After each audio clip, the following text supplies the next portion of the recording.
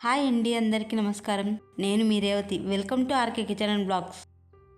ఈరోజు మనం సింపుల్గా టేస్టీగా మిల్ మేకర్ ఫ్రై ఎలా చేసుకోవాలో చూద్దామా? పిల్లలకి ఒక్కసారి ఇలా మిల్ మేకర్ ఫ్రై చేసి పెట్టండి, ఎంతో ఇష్టంగా తింటారండి. ఇప్పుడు స్టవ్ వెలిగించి స్టవ్ మీద గిన్నె పెట్టుకుని గిన్నెలోకి నీళ్లు పోసుకోవాలి.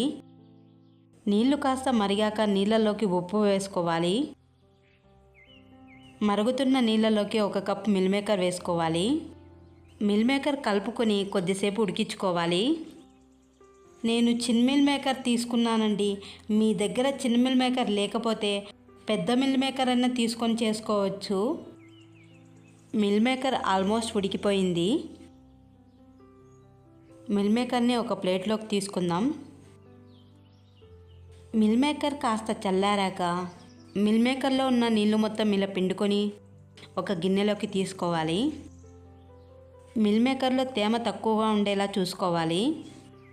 ఇప్పుడు స్టవ్ వెలిగించి కడాయి పెట్టుకుని కడాయిలోకి ఆయిల్ వేసుకోవాలి.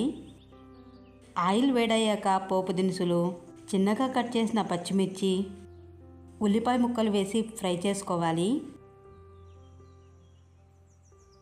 చిన్నగా కట్ చేసిన బీన్స్, అలాగే క్యారెట్ ముక్కలు, క్యాప్సికమ్ ముక్కలు వేసి ఫ్రై చేసుకోవాలి.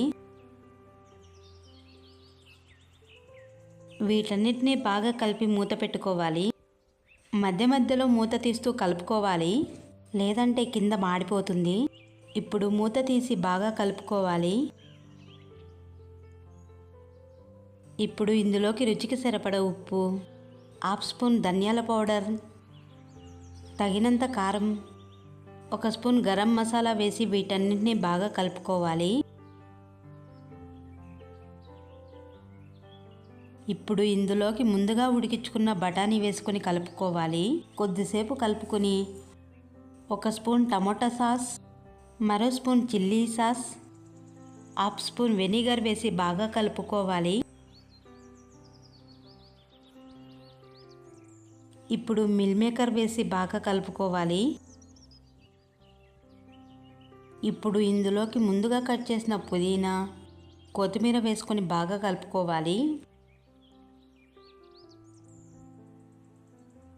చివరగా కలుపుకొని స్టవ్ ఆఫ్ చేసుకుంటే సరిపోతుందండి. అంతేనండి, సింపుల్గా టేస్టీగా మిల్ మేకర్ ఫ్రై రెడీ అయిపోయింది. మిల్ మేకర్ని ఒక ప్లేట్లోకి సర్వ్ చేసుకొని తినడమే. టేస్ట్ అయితే చాలా బాగుందండి. ఒక్కసారి మీరు కూడా ట్రై చేసి ఎలా వచ్చిందో కమెంట్ చేయండి. అలాగే ఈ వీడియో నచ్చితే లైక్ చేసి అండ్ మన ఛానల్ను సబ్స్క్రైబ్ చేసుకోండి friends. Thanks for the watching.